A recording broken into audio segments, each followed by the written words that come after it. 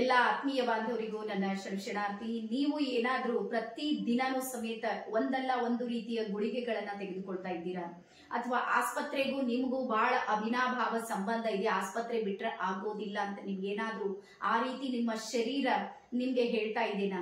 ಅಥವಾ ಆರೋಗ್ಯಕ್ಕಾಗಿ ಹಗಲು ರಾತ್ರಿ ನೀವು ಶ್ರಮ ಪಡ್ತಾ ಇದ್ದೀರಿ, ಏನೆಲ್ಲವೂ ಪ್ರಯತ್ನ ಮಾಡಿದ್ರು ಸಮೇತ ನಿಮ್ಮ ಆರೋಗ್ಯದಲ್ಲಿ ಸುಧಾರಣೆ ಆಗ್ತಾ ಇಲ್ವಾ?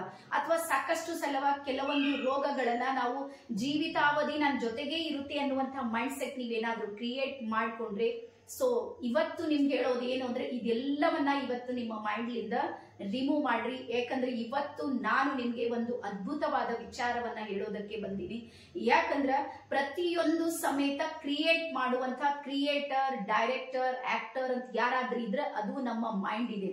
ಸೊ ಹಾಗಾಗಿ ನಾನು ಗುಳಿಗೆ ತಗೊಂಡ್ರೆ ನಾನು ಆರಾಮಾಗಿರ್ತೀನಿ, ನಾನು ಆಸ್ಪತ್ರೆಗೆ ಹೋದ್ರೆ ಮಾತ್ರ ನನಗೆ ಚಿಕಿತ್ಸೆ ಆಗುತ್ತೆ, ನಾನು ಯಾವಾಗ್ಲೂ ಚಿಕಿತ್ಸೆಯಲ್ಲಿ ಇದ್ದಾಗ ಮಾತ್ರ ನಾನು ಇನ್ನೂ ಚೆನ್ನಾಗಿ ಬದುಕಬಹುದು, ನನ್ನ ಆಯುಷ್ಯ ಗಟ್ಟಿಯಾಗಿರುತ್ತೆ, ಇದೆಲ್ಲವನ್ನ ಮೆಸೇಜ್ ತಗೊಳ್ಳೋದು ಯಾವುದು ಅಂದ್ರೆ ನಮ್ಮ ಮೈಂಡ್ ಸೆಟ್. ಸೊ ಹಾಗಾಗಿ ನಾನು ನಿಮ್ಮ ಶ್ರೀದೇವಿ ಹೂಗಾರ್ ಪ್ರಥಮ ಸಲ ಆರೋಗ್ಯದ ಮೇಲೆ ಫೋಕಸ್ ಮಾಡಿ ಹೆಲ್ತ್ ಗೋಲ್ಸ್ ಗಳನ್ನ ನಾವು ಏನ್ ತಿಳ್ಕೊಂಡಿವನ್ನ ಹಣ ಮಾಡೋದು ಒಂದು ಗೋಲ್ ಅಂತ ತಿಳ್ಕೊಂಡಿವಿ, ಸಕ್ಸಸ್ ಆಗೋದು ಒಂದು ನನ್ನ ಗೋಲ್ ಅಂತ ತಿಳ್ಕೊಂಡಿವಿ. ಆದ್ರೂ ನಾನು ಆರೋಗ್ಯವಂತವಾಗಿ ಇರೋದಿದೆ ನೋಡ್ರಿ, ಅದು ಸಮೇತ ನನ್ನ ಗೋಲ್ ಇದೆ ಅನ್ನುವಂಥದ್ದು ನಮಗ್ ಮರೆತು ಹೋಗಿದೆ.